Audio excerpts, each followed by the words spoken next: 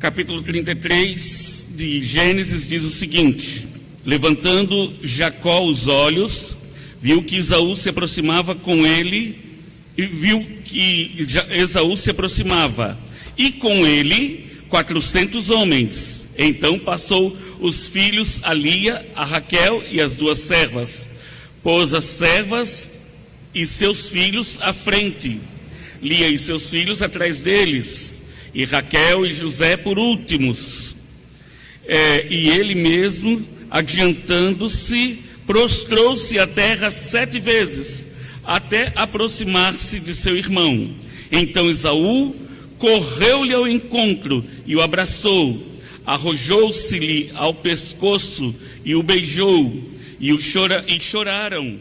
Daí, levantando os olhos, viu as mulheres e os meninos e disse: quem são estes contigo? Respondeu-lhe Jacó: os filhos com que Deus agraciou teu servo. Então se aproximaram as servas, elas e seus filhos, e se prostraram. Chegaram também Lia e seus filhos, e se prostraram. Por último chegaram José e Raquel, e se prostraram. Perguntou Esaú: qual é o teu propósito com todos esses bandos que encontrei? Respondeu Jacó: para lograr mercê na presença do meu senhor. Então disse Esaú: eu tenho muitos bens, meu irmão, guarda o que tens. Mas Jacó insistiu: não recuses, se logrei mercê diante de ti. Peço-te que aceites os meus presentes, porquanto vi o teu rosto como se tivesse contemplado o semblante de Deus, e te agradaste de mim. Peço-te, pois, recebe o meu presente, que eu te trouxe, porque Deus tem sido generoso para comigo e tenho fartura. E instou com ele até que o aceitou. Disse Esaú: partamos e caminhemos, eu seguirei junto de ti. Porém Jacó lhe disse: meu senhor, sabe que estes meninos são tenros, e tenho comigo ovelhas e vacas de leite. Se forçadas a caminhar demais em um só dia, morrerão todos os rebanhos.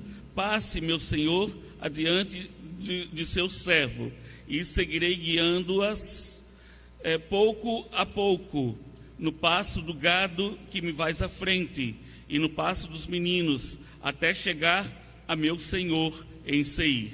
Respondeu-lhe Esaú: então permite que eu deixe contigo da gente que está comigo, disse Jacó, para que basta que eu alcance mercê aos olhos do meu senhor. Assim voltou Esaú aquele dia a Seir, pelo caminho por onde viera. E Jacó partiu para Sucote, edificou para si uma casa e fez palhoças para o seu gado, por isso o lugar se chamou Sucote. Deus abençoe a leitura da sua palavra. Sabe, irmãos, assuntos que são tratados, acredito que desde sempre, pela Igreja de Cristo, relacionado à família e, sobretudo,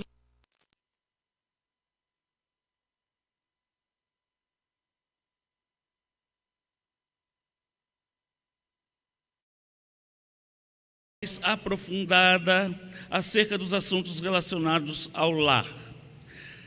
Não quero afirmar que conflitos familiares, que broncas familiares são privilégios da nova geração, mas eu confesso que tenho estado abismado com o que tem acontecido com a família em dias modernos. Eu tenho ficado assustado com a quantidade de crimes que existem dentro do lar. Alguns frutos de mentes doentias, pacientes psiquiátricos que maltratam e até assassinam os seus filhos. Alguns casos vemos nos últimos meses de padrastos que fazem isso com a conivência de suas mães. Que aberração, irmãos! Quanta maldade há na terra, não é? Já seria, se a maldade fosse com estranhos, quanto mais quando a gente evidencia a maldade dentro da própria casa.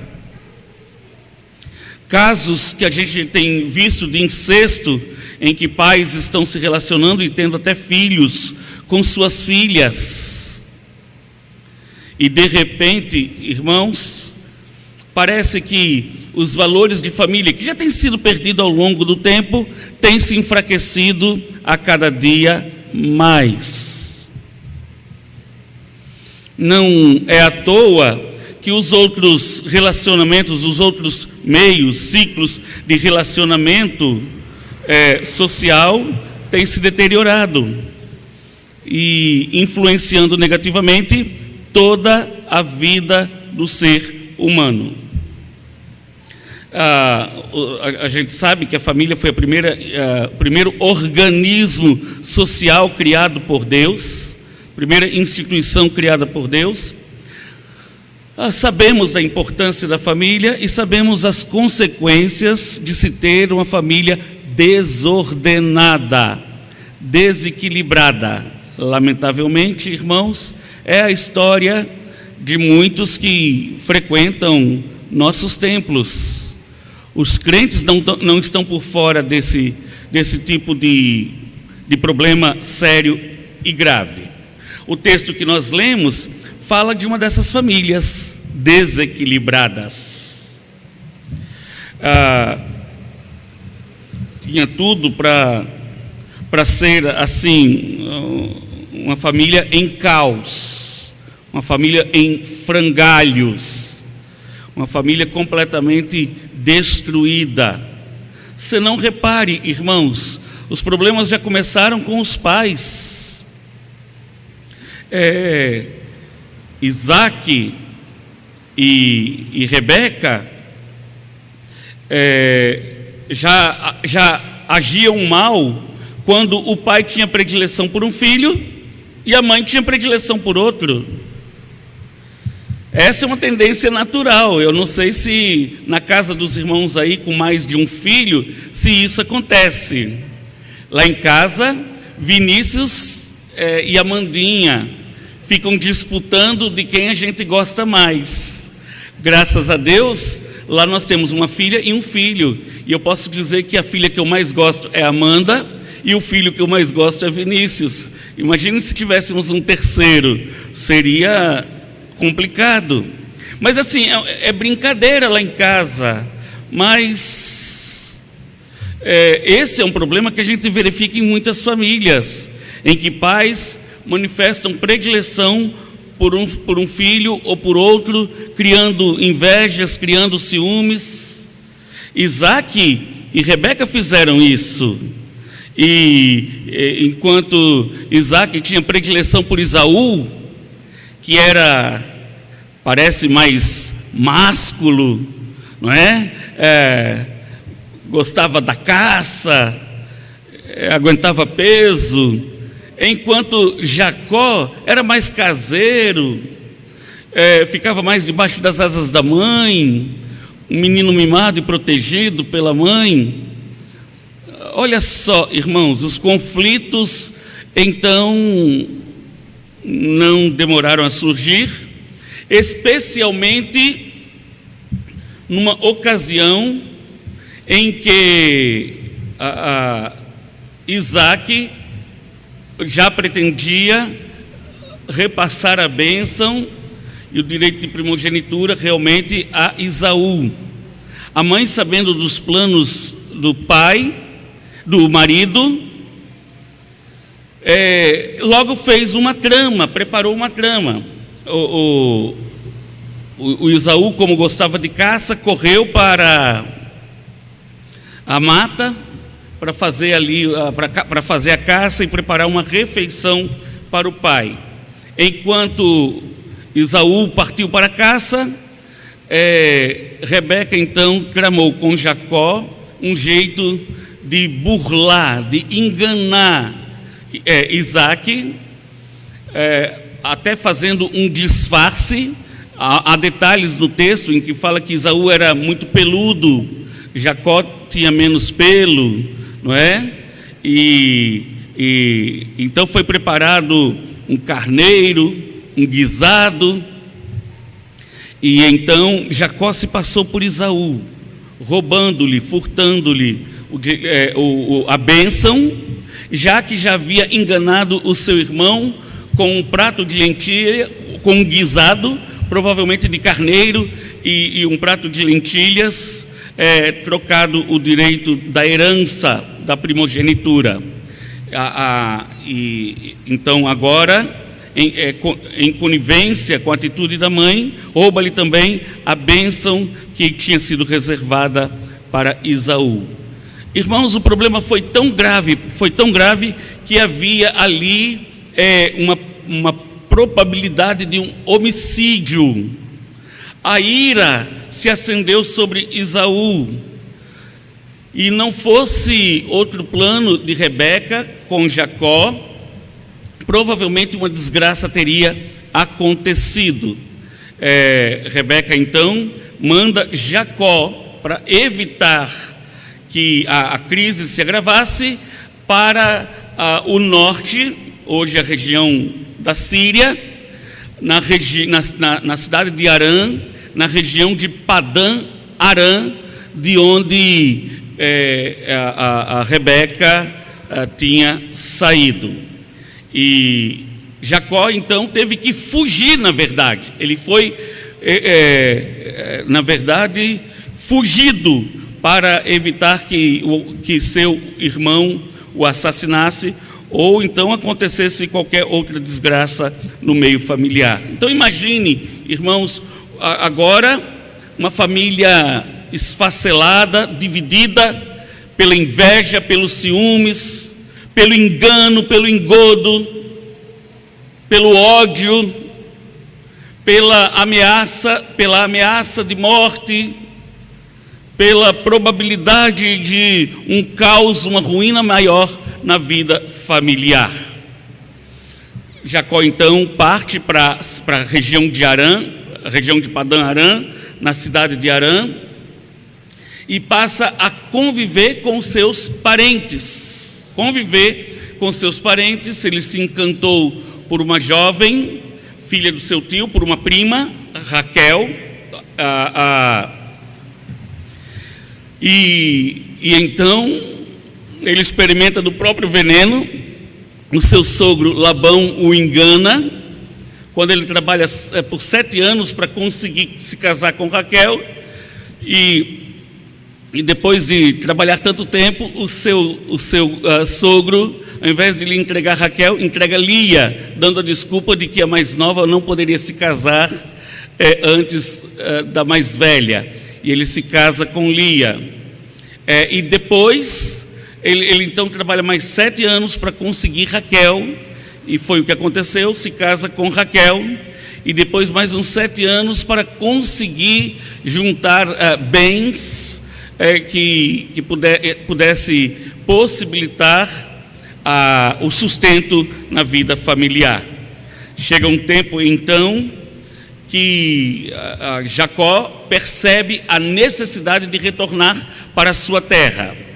Na realidade, irmãos, nós vemos aí complôs, até pecados, vemos situações difíceis, constrangedoras, que poderiam conduzir a família de Jacó a um verdadeiro caos, a uma verdadeira ruína.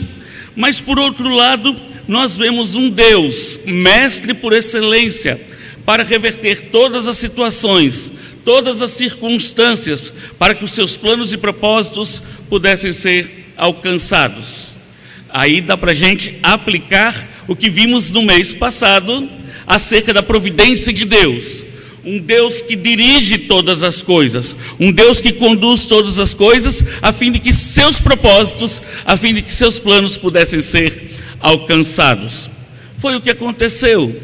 Deus utilizou de toda aquela situação para fazer com que Jacó retornasse à terra de Canaã e desse continuidade ao seu plano, à sua promessa de fazer da descendência de Abraão um grande povo, uma grande nação, através da qual o mundo inteiro seria abençoado. O mundo inteiro seria abençoado.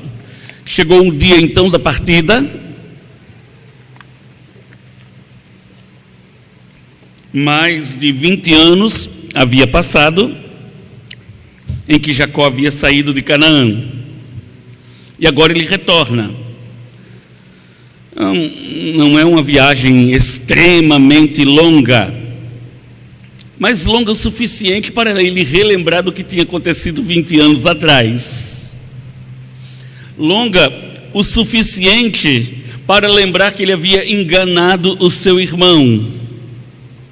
Longa o suficiente para trazer dúvidas ao seu coração. Como é que Esaú vai me receber? Como é que estão os sentimentos, estão as emoções de Esaú? Eu conheço gente, e conheci, já falei aqui, por exemplo, da minha mãe. Por mais de 50 anos, ficou guardando um ódio do pai. E ainda disse para mim: eu nunca vou perdoar.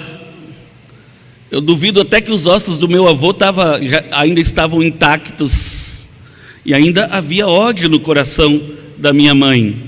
Isso eu estou falando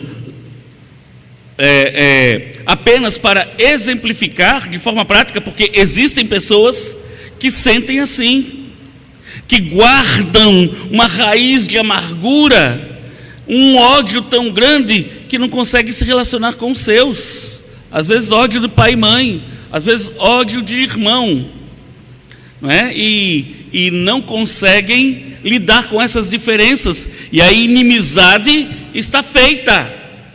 Parentes que não se envolvem entre si, que não se misturam entre si, e uma revolta que ninguém tira do coração. E até parece que com a sua revolta você está prejudicando o outro. Quem guarda mágoa no coração prejudica a si mesmo. Quem guarda revolta no coração prejudica a si mesmo. E o que terá acontecido, ou o que teria acontecido no coração de Esaú ao longo desses 20 anos de ausência, mais de 21 anos de ausência, de distância de Jacó? Então Jacó não fazia ideia de como estava o seu irmão. Até risco de morte haveria, por que não? Ele estava retornando por obediência a Deus. Afinal de contas, a terra prometida não era em Padã Arã, a terra prometida estava em Canaã.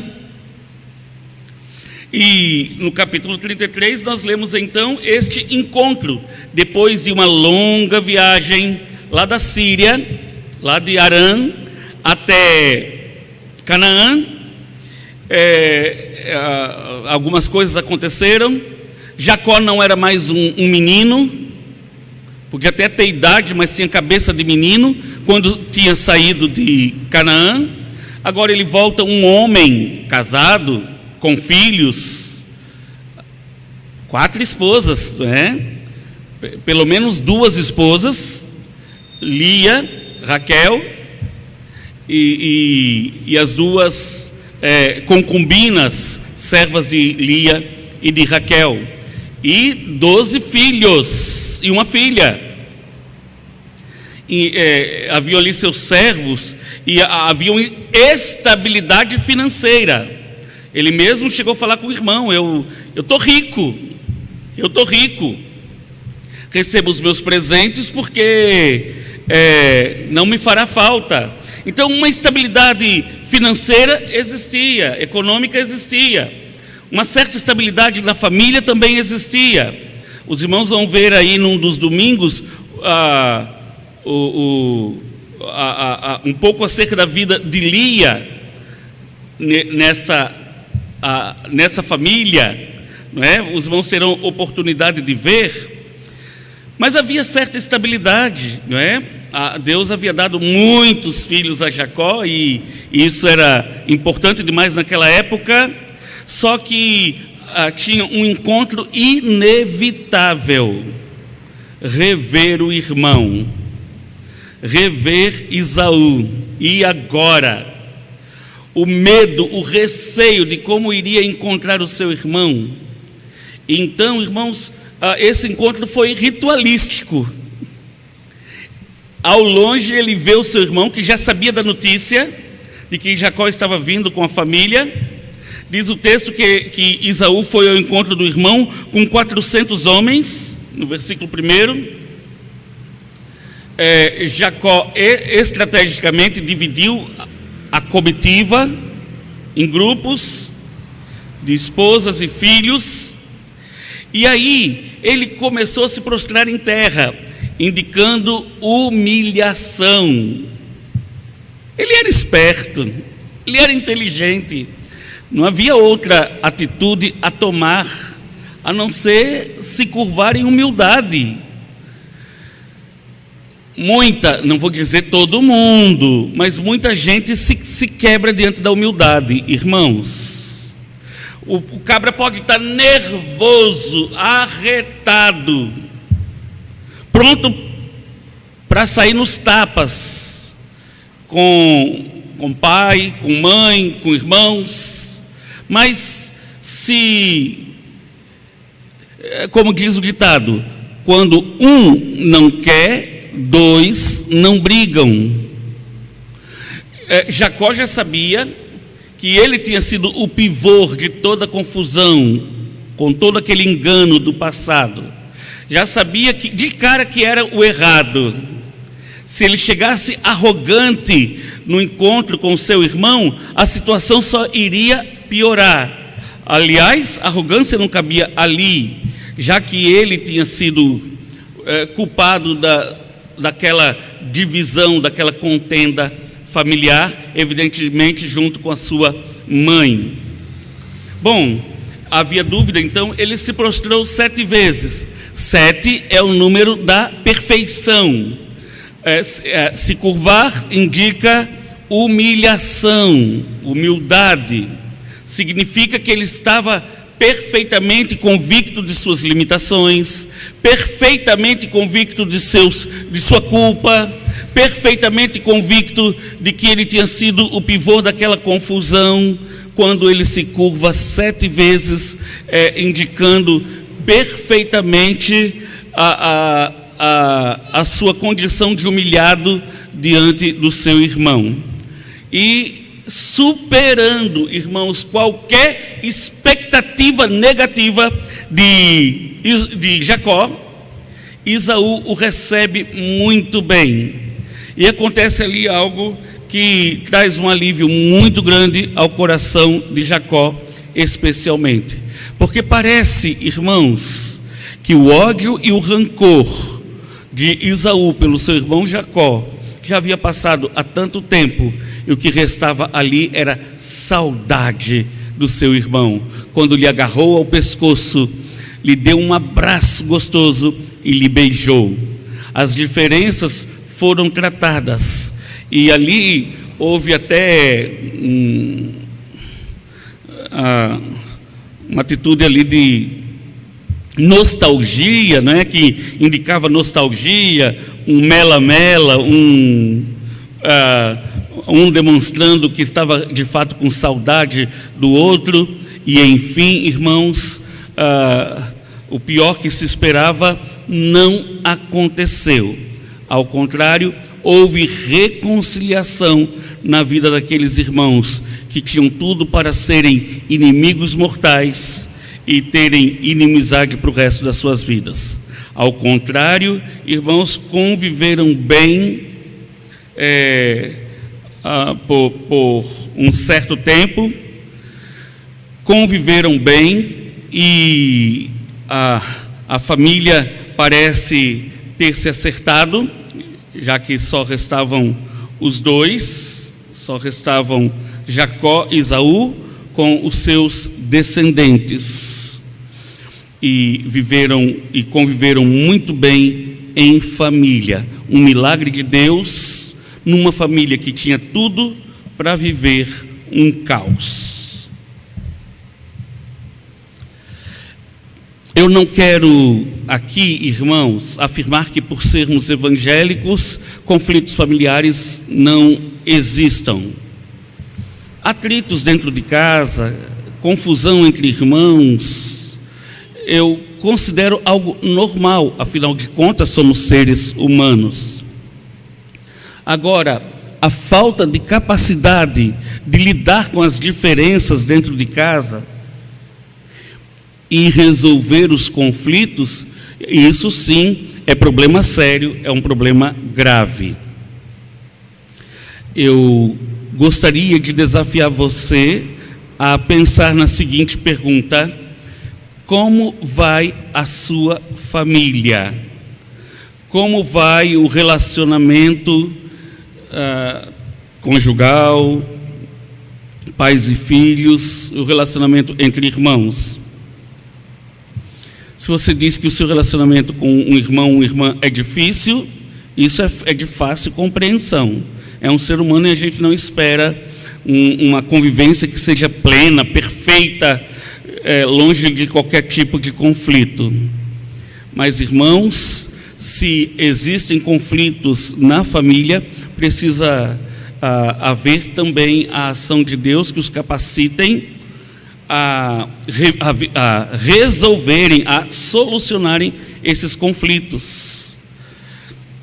Manter ódio, mágoa, ressentimento por muito tempo, irmãos, isso é extremamente prejudicial para a sua saúde emocional.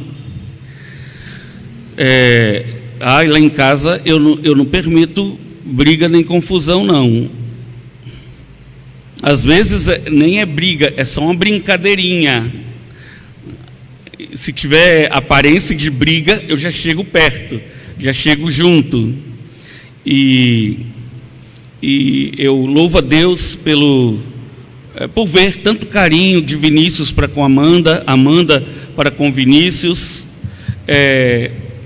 Espero que agora, já como jovens, possam ter ainda muito mais sabedoria para o relacionamento como irmãos. Da mesma forma, eu desejo para a saúde emocional dos irmãos que, se porventura existe algum conflito na relação familiar, os irmãos estejam com o coração macio, manso, doce, para tentar resolver estes conflitos. Acredite, não é saudável manter conflitos dentro de casa. Muitas vezes é o orgulho, ou você não querer parecer vencido num conflito dentro de casa. Mas, irmãos, quero dizer que manter a paz no lar não tem preço. Manter a paz no lar não tem preço. Até, se necessário, um pouco de esforço, como diz as Escrituras: no que depender de vós, tende paz com todos os homens. Um esforço ao máximo que puder para manter viva a vida familiar em paz, longe de conturbação, longe de caos, longe de problema que pode trazer situação pior a sua vida. A Igreja do Prado, indiretamente, de forma passiva, esteve envolvida num conflito extremamente grave. Inclusive, a igreja perdeu R$700 quando pagou pelo letreiro da igreja. O primeiro, era 1.500 ou 1.400, pagamos R$700. Não sei quantos lembram. Que dificuldade, irmãos. Nós contratamos o serviço numa loja em que o homem alcoólatra foi bater na esposa. O filho, para defender a mãe, avançou na direção do pai e matou o pai. Por consequência, o filho foi preso. Olha que desgraça, irmãos. O pai alcoólatra batendo na esposa, o filho indo defender a mãe, matou o pai, foi preso, a mulher não tinha nem como se manter, pegou uns cacarecos dela, colocou dentro da loja e não teve condições de arcar com as consequências dos problemas da empresa. Inclusive a Igreja Presbiteriana do Prado não tinha como a gente cobrar de uma mulher em desgraça, uma mulher em ruína, arcar-se com os compromissos dela. Pisa dentro de casa, assassinato do pai pelo próprio filho, filho preso, não tinha condições nem de se manter. Olha só quanta confusão dentro de um lar, dentro de uma família. Se numa família tudo vai bem, irmãos, uma garantia de que a gente pode viver em paz. Como viver em paz se a gente vive em conflito? Deus possa abençoar a sua vida no lar, Deus possa abençoar a sua vida na família, e que seja tão bem-aventurada como foi o relacionamento de Jacó e Esaú. Deus abençoe em nome de Jesus.